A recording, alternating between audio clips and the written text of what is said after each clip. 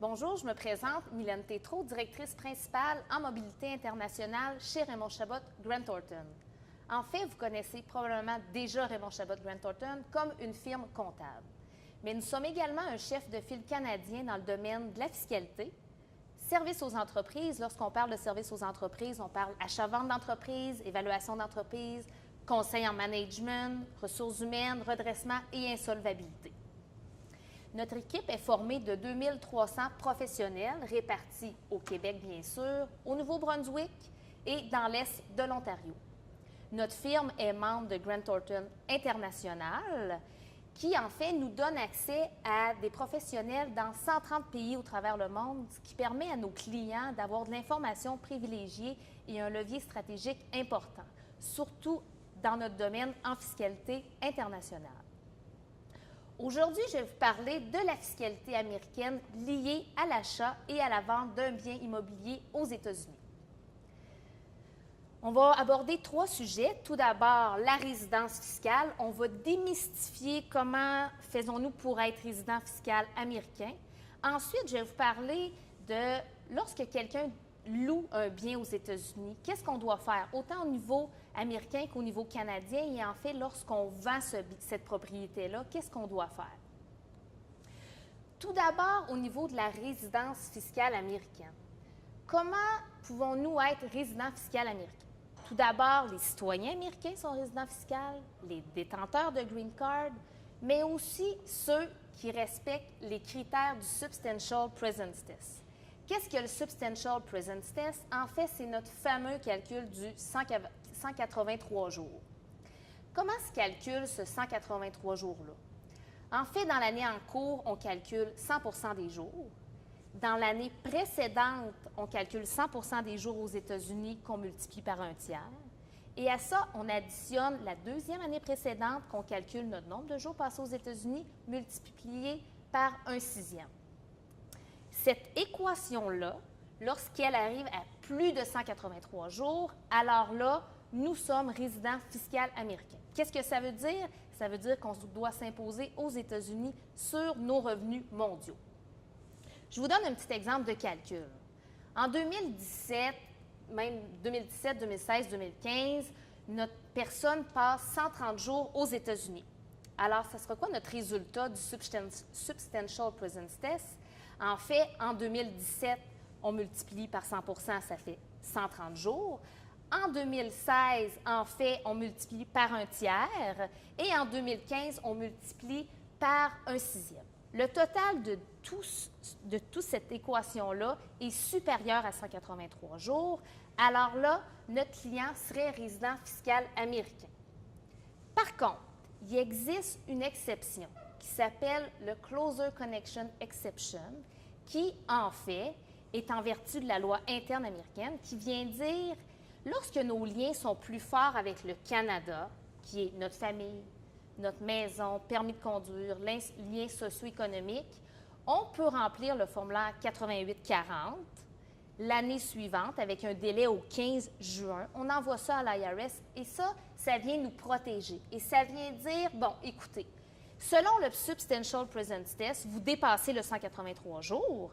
Par contre, en vertu du Closer Connection Exception, on vous considère non résident des États-Unis. Ce formulaire-là est vraiment très important à remplir. Souvent, on entend toutes sortes d'histoires relativement là, au calcul du 183 jours, comment il se calcule, je remplis-tu le formulaire, oui ou non? Oui, c'est important, ça vous protège. Par contre, le 8840, on ne peut pas le remplir si dans l'année en cours, exemple ici en 2017, si on avait passé plus de 183 jours dans cette année-là. Exemple, en 2017, on a passé 200 jours. Alors là, on ne peut pas se prévaloir du Closer Connection Exception et on ne peut pas remplir le formulaire 8840. À ce moment-là, il faudrait regarder la convention fiscale, voir est-ce qu'en vertu de la convention fiscale, on est considéré résident américain ou résident canadien. Et à ce moment-là, si la convention vient nous dire, bon, bien, vous êtes considéré en vertu de l'article 4 comme résident fiscal canadien, on viendrait produire une déclaration de revenus américaine, 1040 NR, en invoquant la convention fiscale. Alors, ça fait le tour au niveau de notre résidence fiscale. Je résume, on se souvient, c'est important chaque année, ceux qui passent 4, 5, 6 mois aux États-Unis, de bien faire le calcul du nombre de jours annuellement. Si on est en bas du 183 jours, il n'y a rien à faire. Si vous êtes en haut du 183 jours, produire annuellement votre formulaire 8840. Maintenant, je vais vous parler qu'est-ce qui arrive lorsque quelqu'un détient un bien aux États-Unis et qu'il décide de le louer. En fait, lorsqu'on détient un bien aux États-Unis et qu'on le loue, on doit s'imposer aux États-Unis. On doit produire une déclaration de revenus, une 1040 NR, à titre de non-résident, et on s'impose revenus moins dépenses.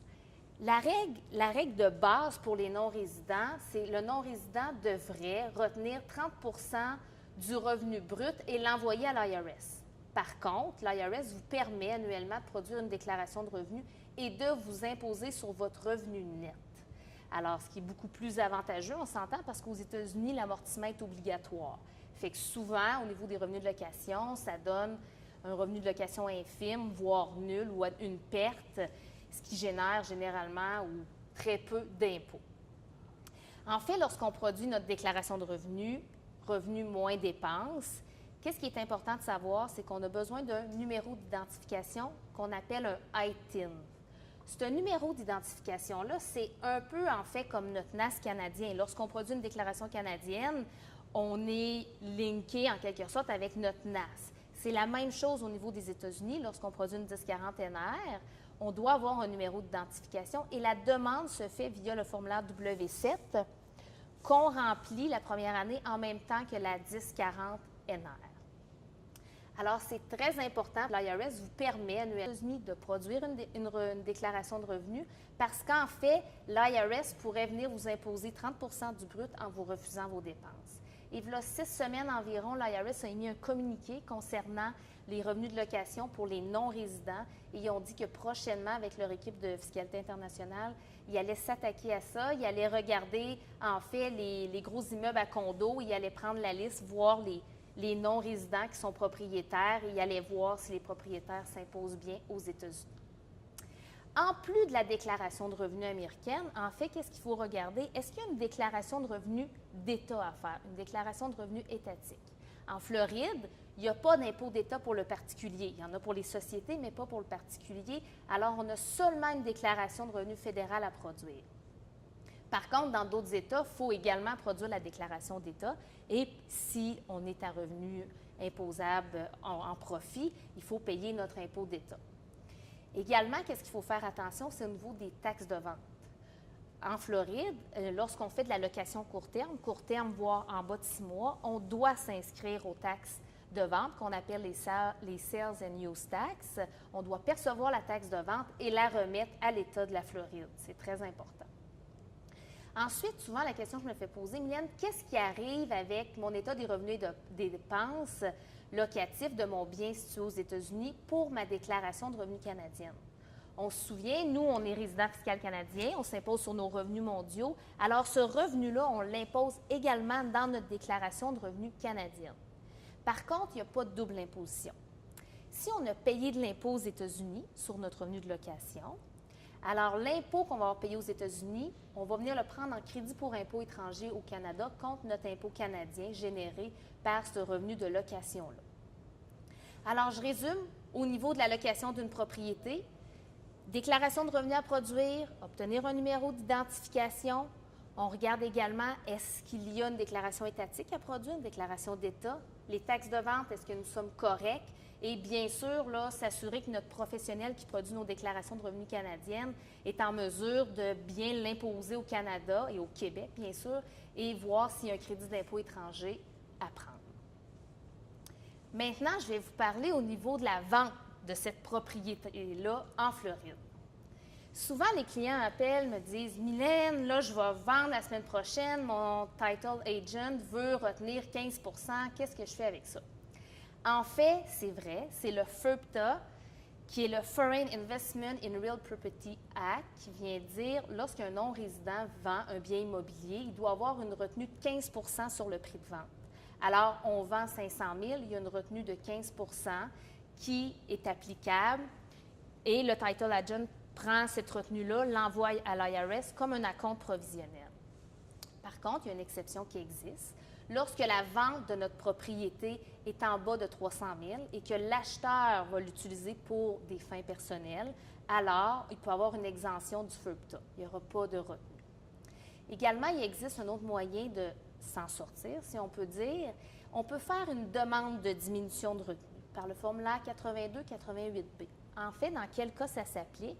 Exemple, quelqu'un qui vend comme là, en début d'année, qui me dit, Mylène, là, j'arrive, je vends ma propriété 400 000, puis je l'ai payé 350, on a fait des améliorations capitalisables de 50 000, fait qu'il n'y en aura pas de gain en capital, je vais arriver break-even. Pendant tout ce temps-là, le 15 reste dans les coffres de l'IRS. Alors, on peut faire une demande de diminution de retenue.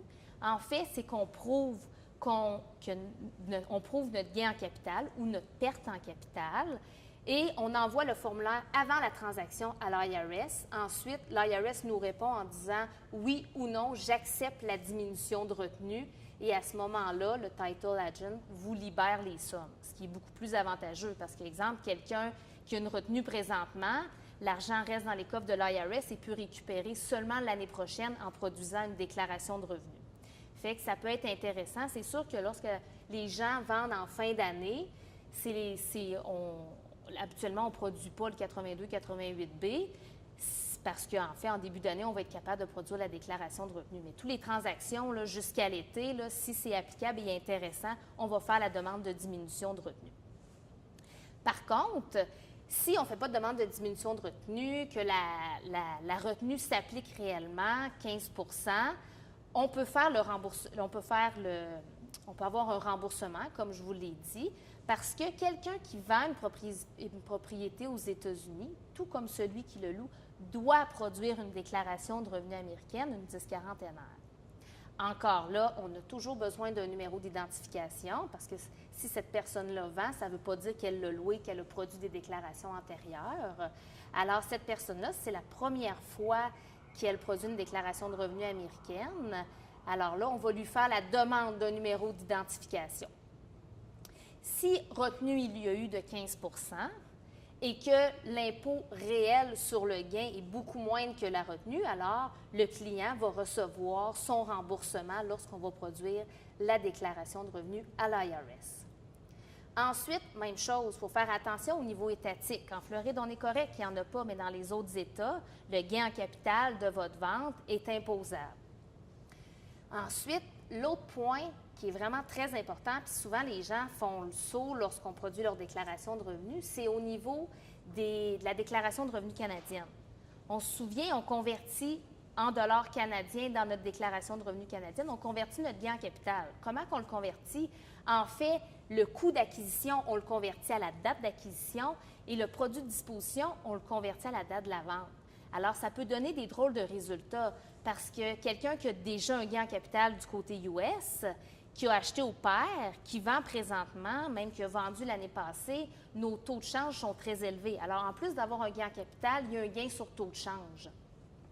Alors, exemple, si on a payé de l'impôt aux États-Unis sur notre gain en capital, on déclare ce gain en capital-là dans notre déclaration de revenus canadienne. Il va y avoir de l'impôt qui va être généré, on s'entend, puis même souvent notre gain va être beaucoup plus gros à cause de l'effet de taux de change. Notre impôt qu'on va avoir payé aux États-Unis, on va l'appliquer contre l'impôt canadien généré par ce gain en capital-là. Il faut faire attention. Souvent, les gens, on entend toutes sortes d'affaires. Ce gain-là n'est pas imposable, soit du côté US, soit du côté canadien. Mais oui, lorsqu'on vend une propriété aux États-Unis, on doit l'imposer aux États-Unis, on doit l'imposer au Canada, au Québec, et ensuite, il y a un jeu de crédit d'impôt étranger qui est fait entre les deux pays, qui est accordé par le Canada. Je vous remercie. Alors, n'hésitez pas à me contacter. Vous avez les coordonnées à la CETAT. Si vous avez besoin de conseils, d'accompagnement au niveau là, de tout ce qui est déclaration de revenus, ça nous fera plaisir de vous aider. Merci.